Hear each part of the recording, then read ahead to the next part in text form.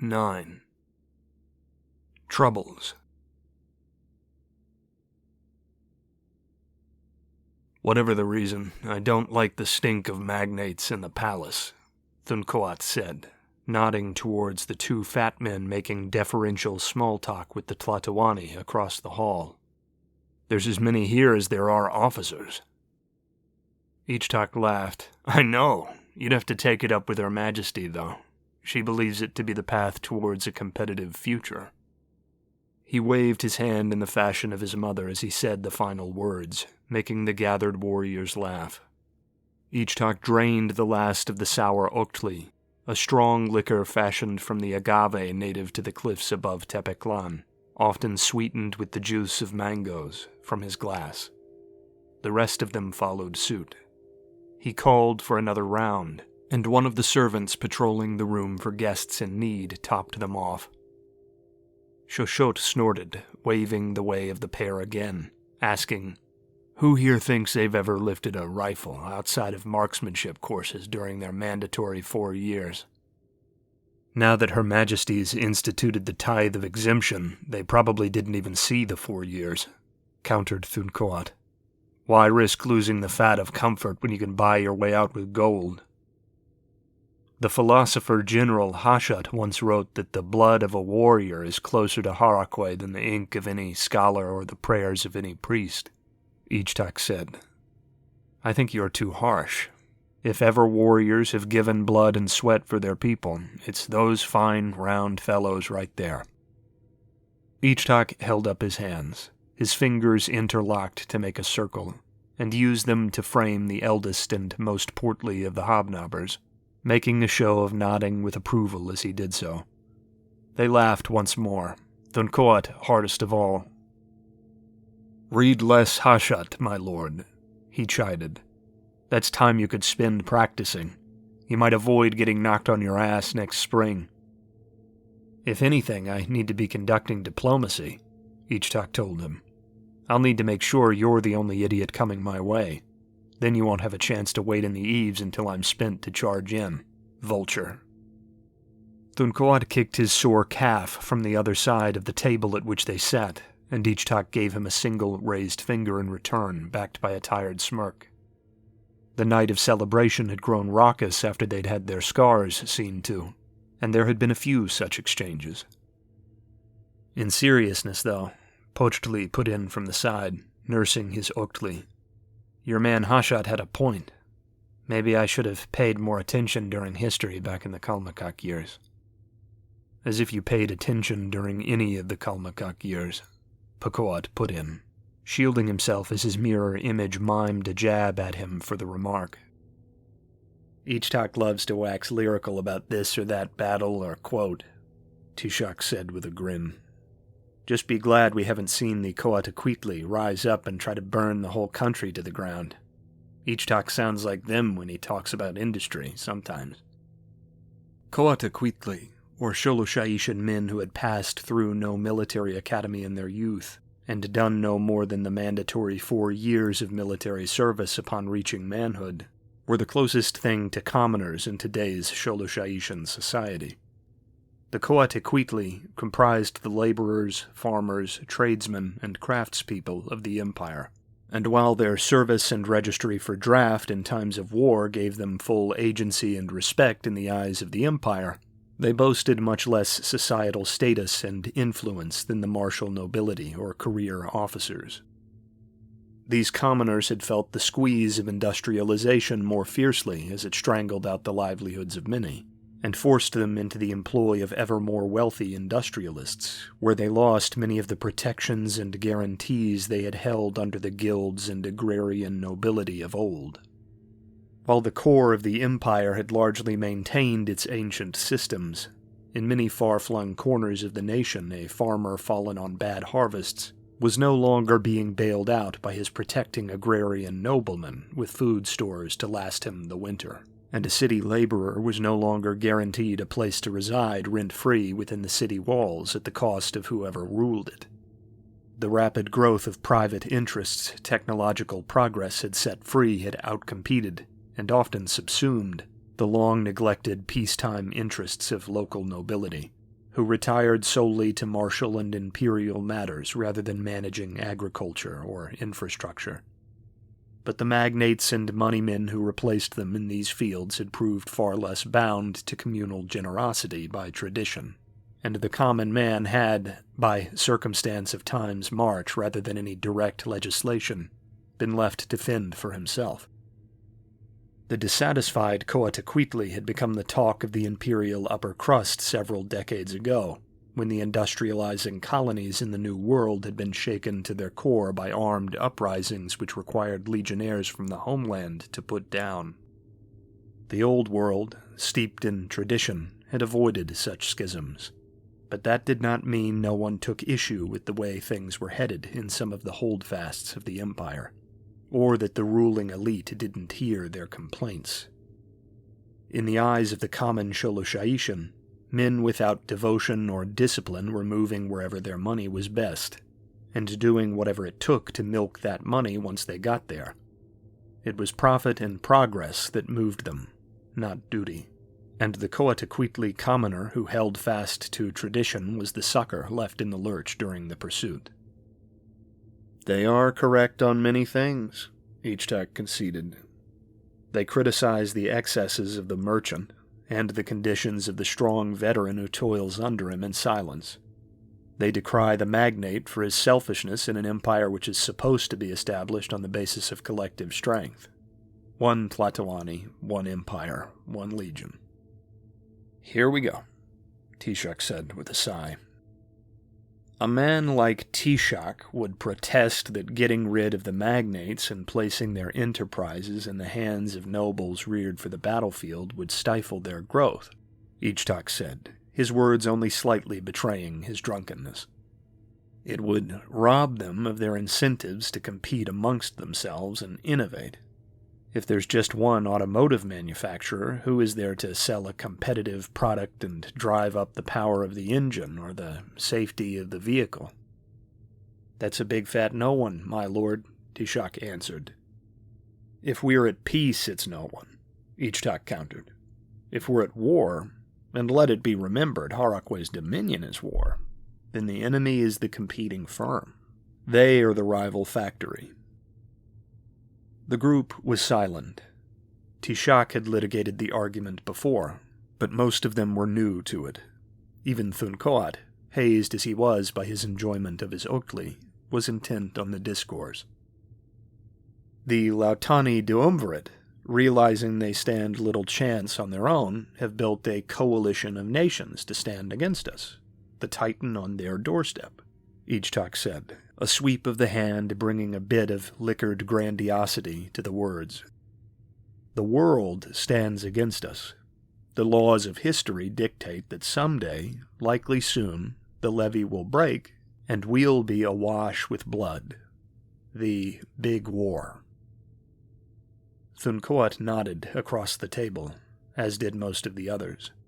It was a concept driven into them by countless hours of lectures and strategic wargaming at the academies. "If we are soon to find ourselves in a struggle for our lives," Ichtak said, "why risk a hiccup in the chain of supply? Why risk the war machine's well-being on the profits of cozy men who have never heard an artillery shell?" "The issue is what happens when peace breaks out," Tishak corrected. "That's always what this comes down to. It's all fine and good to plan the war economy, but the shots will end eventually." Ichtak nudged his shoulder, his old friend tightening his expression in a mask of mock irritation. "Well, that question will be easier to answer once Sholoshaidi has all the globe to look for inspiration, won't it? When we own it all, there will be none left to engage in arms races with us. If there's no competition, there's no need for progress." Tishak waved the words away, saying, "Wishful thinking." "Ichtak the First was told much the same," Ichtak said with a laugh. "But the slave became an emperor." Tishak shook his head, saying, "We'll deliberate whether comparing yourself to Ichtak the First is heresy when we're both sober." The atmosphere of the table lightened once more, with more Oakley being ordered all around before conversation returned to the matter at hand, The mistake of the collectivists in the New World is that they wish for the Coatzacoalcos commoners to hold the keys, Xochitl put in, long having been in Ichtak's corner on the issue. This empire was not built by industry. It was built by conquerors. Industry is just a tool for their hands. Even Tishak could drink to that. Stone mugs clattered around the table. "Your Majesty," came a voice from the side, drawing Ichtak's eye. Pochtak, an old friend of Ruhualpa's and a long-time Ektal bodyguard for the royal family during their journeys together, stood to attention. He offered out a small note, which Ichtak stood on liquor-hobbled legs to take. "Another shit-nosed note from this or that industrial council candidate?" "I don't know, my lord," Pochtak answered. "It was given to a courier under Ruhualpa's command, then handed to me. Your eyes only, as I understand it." The bodyguard snapped to attention and then wheeled to leave, nodding silent acknowledgement to the other warriors milling about the table. "Xochitl's been pinning love letters again," said Tishak, receiving an elbow to already sore ribs from the lumbering warrior at his side. That kind of mockery would once have heightened Ichtak's nerves, but not anymore. It was the familiar, blind talk of friends trying to offend each other, rather than the subtle stab of uncovered secrets. Still, he felt he knew where the letter had come from, a suspicion which was confirmed when he cracked the folded paper to reveal a brief, vague message written in coded Lautani letters. "Harakwe, I hope not," Ichtak said with a snort. "I'll go over this in my quarters." He rose, pushing away from the table and rounding it to see Thuncoat, who stood to meet him. "Fine fighting to you," said Ichtak. "I long for the day we can shed blood as one." It was an old farewell, almost antiquated, and he worried its chivalric overtones would seem disingenuous to the brash prince of Kushkotlan. They did not. Thuncoat gripped his hand. "Same to you," said Thuncoat. "You'd make a fine friend in war." Ichtak said his goodbyes to his old friends from the academy, bowed a modest farewell to his new friends from Kushkotlan, and strode out the door of the hall, slowed by many well-wishers and schmoozers toasting his valor and skill. He was glad his mother didn't see him go, thanking Harakwe below he didn't have to sit through yet another speech as the focus of the room. He split the letter again the moment he was alone in the halls, his eye scanning the familiar handwriting, pinned behind a cipher with which he was familiar. Then, without hesitation, he swept off towards the outer wings of the palace, trying to shake off the night's drinking as he went.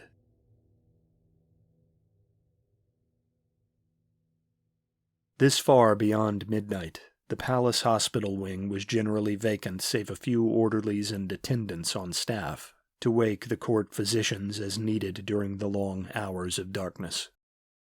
This night, a great many broken bones, weeping scars, and throbbing concussions troubled the noble sons of Tepeclan who had fought in the Flower Wars, so the place was relatively bustling. This commotion allowed a soldier of the Ektal Palace Guard to go relatively unnoticed as he wheeled a rattling segmented cart, meant for shifting medical supplies to quarters elsewhere in the complex, along the halls. When stopped at the exit to the hospital wing by a curious orderly, he said honestly that another Ektal official had ordered simple bandaging and painkillers be brought to treat the prince's battered leg. When the covered cart changed hands at the entrance to the royal quarter, the mark of Ichtak VI was shown, and no questions were asked by the Ektal guards in attendance. It was simply rolled up to the doors, presented to the future Tlatoani, and left to his use, the guards bidding him a good rest after so long and arduous a night. Only when the wide black marble foyer of the quarters was host to Ichtak alone did it receive attention. "Spymaster," he said, kicking the thin steel side of the cart. "Mission accomplished." Setiawan hissed inside the cart, spilling out through the swinging doors. That was loud. Ichtak helped him up. Their correspondence had been small since the night of the assassination attempt in Xochotlan, and had remained clumsily formal. Thus he was glad that Setiawan initiated the ensuing embrace. The timid feline was seemingly far more comfortable bearing the weight of these private intimacies than he was, a reversal of their usual moods in public. But this strange and dangerous meeting had not been arranged for simple company, and Setiawan got straight to the point. "You understand how serious this is?" "I do," Ichtak told him. "Perhaps more than you. If your family's contacts are right, what makes them believe there's going to be war?" "The whispers are that the Lautani Duumvirate is sending a clandestine fleet the long way around the continent," Setiawan told him. "They say they are bound for the Yakal Sea, with weapons and planes and explosives, and that the agents of the Duumvirate are telling people loyal to them in Estlan province to have places to hide in the near future, in order to avoid a draft. They are also distributing weapons for another armed uprising. That is why we know they plan war." "The Lautani wouldn't dare invade us," Ichtak protested, words spoken as much to reassure himself as to dismiss the claims of Setiawan. "They would be crushed. All their alliances are defensive, and unless everything we know about their Marine Corps is misdirection, something I think impossible even for perfidious Lautan, they don't have the blood or steel to invade the Estlan Peninsula on their own, even if they cripple us all at once by sea. Even allowing that there's another local uprising to soften us up from within, there's more troops in the Southland now than there's ever been. It would be suicidal." Setiawan had been holding aloft a hand to silence him as Ichtak rambled, but Ichtak only noticed as he finally trailed off into silence of his own accord, adding a sheepish cast to his slightly inebriated expression. "They don't plan to invade," Setiawan told him. "The invasion is to come from the north, from the Ida lands." "The Ida lands?" Ichtak shook his head, entirely caught off guard. "An alliance with the Ida?" "We don't know," Setiawan said. "I speculate they are sending some kind of tribute to them, hence the fleet heading north. But they could just be trying to provoke them into attacking us as well. Some kind of false flag. I don't know. But what we do know is that the Inquisition knows about it." Setiawan had anticipated the scowl from Ichtak, and produced a sealed letter from just a few days prior, marked as being meant for the eyes of the inquisitorial offices in Estlan. Ichtak scoured it, and by long exposure to the work of the priesthood, judged it immediately genuine. "They say they are sending their own men, inquisitors, up north to the border, and all the information about Lautani movements and agent instructions came from them," Setiawan explained. "It wasn't my Marga that dug this up. My older cousin's son is in the order, and he got this letter along with all the other ranking inquisitors in the temple. It gives explicit orders not to alert the Ektal or army. You can read it yourself." "An invasion imminent, and no legions on guard against it? Why in Sholotlan's halls?" It was not an accusation or denial now, but genuine wonder. His brows furrowed, Ichtak tracing the outlines of the official seal and the writing above it, again and again as he stood in silent wonder at that blasphemously plain paper he held. Just a few lines, and yet they shook him to his core. Whatever it was, his mother knew. The highest officials of the Inquisition, like those of the Ektal, were only answerable to her. The only higher inquisitor in Sholoshaiti than the High Inquisitor of Estlan was the High Inquisitor of Tepeclan himself, which made this strange order almost certainly a direct instruction from the Tlatoani. Whatever the Lautani, and the Inquisition, were up to, his mother didn't want the military to find out about it. If it had just been the Imperial Army she was cautious about, that might have made sense, Ichtak said, his slightly clouded mind still racing. You don't necessarily want to frighten the peacetime masses by having millions of men stationed near home shuffled about on trains and ripped away from their posts. But to keep the Ektal in the dark, our personal soldiers, to evacuate the Kushkotlan inquisitors in secret, as if the city is doomed? Again he shook his head. We have to tell Ruhualpa, Ichtak said, again speaking more to himself than Setiawan, who looked on with something between fear and nervous agitation. We have to. Then we should be fast, Setiawan told him. We have no idea how long we have until the attack comes. Ichtak almost agreed, almost strode to fling open the door and run blind into the palace with Setiawan behind him. But despite the liquor and the hour, he didn't. We can't, Ichtak said. No one can know you were here. Setiawan fell still. He was no fool. He had known the dangers of coming there in the night. It was why he'd hidden as he had, but Ichtak could see the physician's apprentice had been as swept up as he in the revelation of it all. And as the weight of the situation settled back down upon the both of them, his eyes darkened. Can you send it to him? No, Ichtak answered. Not right now, anyway. I'll go meet a Koat in a few hours, just before dawn, when he wakes for the morning. Make some excuse to talk about the Flower War, maybe thank him for my scars. Then I'll go to Ruhualpa. I can tell Ruhualpa I got it from a priest who I value as an inside source, and he will assume it was a Koat and leave me to my subtleties. By the time anyone follows up, he will have his own Ektal men on the case. They'll find out what's going on. Setiawan nodded, the plan becoming clear to him, but Ichtak was not looking to see it.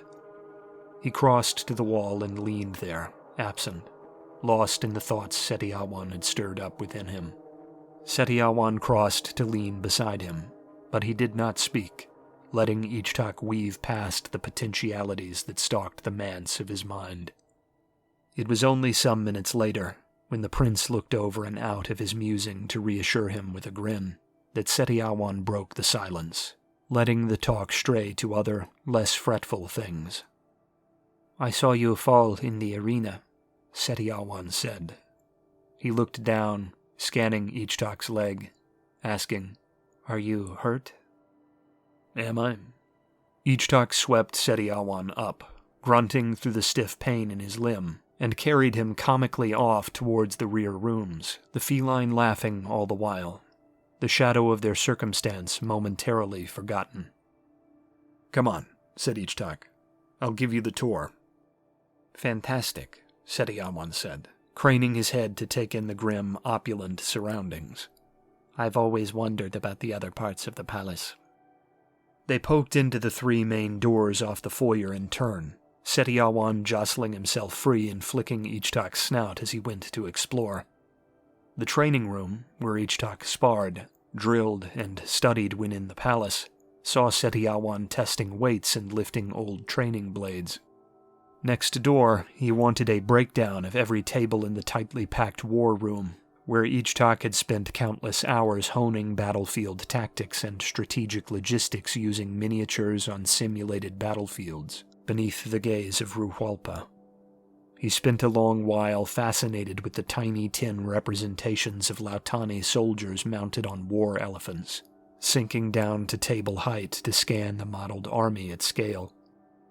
The longest stretch, though, was spent in the Hall of Remembrance. That last door opened onto a barren room with uncanny walls of glittering, jagged obsidian. Ichtak lit a single candle, hanging low on a chain in the room's center, and the flickering light of that lone flame refracted from each glassy arch in the walls to cast the whole space in an eerie, juddering glow. Along those walls, cast in gold, were the death masks of 100 and more Sholoshaishans, all of them the direct forebears of Ichtak VI. He sat on the meager padding beneath the candle, and invited Setiawan to sit with him, welcoming another soul to share the center of his most treasured retreat for the first time in his life. I have heard about these, Setiawan said, his Lautani pupils swelling to eke the details from the dark. "Do you know them all?" "I do," Ichtak said, retracing the ranks of long dead visages. He had done so thousands of times. He smiled to himself, every moment both good and bad that had transpired in reflective silence beneath those gazes playing out again in his mind. Ichtak walked Seti's eyes down the ranks, reciting the battles won or lost to this or that scion of the throne. He had them so drilled into his memory that it was a mantra to him, known by reflex more than by cautious recollection. When he reached the top of the far wall, and they found themselves looking upon the visage of Ichtak I, it was Setiawan who spoke first. "He looks so similar to you," Setiawan told him. "It's the eye," Ichtak said, jabbing at the scar tissue of his sealed socket with a thumb. "That and the name." "I'm sure the fierce reputation played a role," Setiawan said, nudging Ichtak's side. "How do Harakwe's Lautani worshippers remember their lineages?" "In song," Setiawan said. "I should have guessed," Ichtak said, nudging Setiawan in turn. "Sing yours for me, then." "I can't, I'd be mortified," Setiawan muttered. "You'll write the verses, but not sing them," Ichtak chuckled. "If I embarrass myself, will you meet me in the middle and do the same?" Ichtak produced a thick bundle of folded letters and handed his work over to Setiawan. "I wrote them for you while I was in training for the Flower War," Ichtak told him. "I didn't risk sending them, so I didn't have to spoil all the words with code." Setiawan smiled. The warmth of the expression took him at once back to the tent just outside Estlan, where he had first seen him. The feline made to open them, but Ichtak put out a hand to halt him. "Save them for when we're apart," Ichtak said.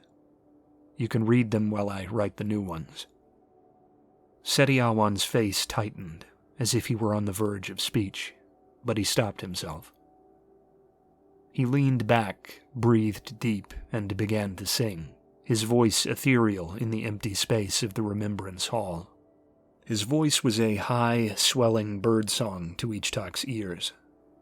Lautani song and verse was melodious and beautiful where Sholosha'ishan chants were methodical and powerful, the cat's grace measured against the dog's strength, and this was a prime example. Rather than a saga of past familial deeds, though, Setiawan broke into an antiquated, flowing folk song, lamenting a lover's long trip to sea. Ichtak struggled to understand the courtly, refined words of the old Lautani language of the song, but reveled in it all the same. This was a lament of a much older century, and the prince didn't need to understand every word to feel its weight. Setiawan's song wound to a close, a final call for the end of the long voyage being given, the last syllable ringing with silken smooth grace across the room. He turned to Ichtak, leaning in. Though it hurt him to do it, Ichtak stopped him. The faces of his kinsmen, usually so firm in assurance to him, now seemed to glower down in disdain from their perches. Though he knew the honored dead beyond the veil were busy upon the field at Harakwe's side, that did not stop him from imagining their eyes upon him in that moment. Suddenly, an escape from the weighty reality of life gave way to the crushing realization that he was betraying all he had promised to his progenitor in Sholotlan, that he was, in that moment, acting solely for himself. And yet still, the sting of that realization was not enough to douse the fire in him. It was only enough to shame him into fleeing. "Not here," he said, his voice stayed, almost a whisper. He rose, guiding Setiawan up and leading him for the door. As soon as the door was shut against the blank gazes of his ancestors, Ichtak swept the feline up in his arms once more. He carried him for the stairs flanking the foyer and bore him up to his private quarters. Ichtak thought he might again forget the weight of the empire around him, and at last rest easy. But it was not to be.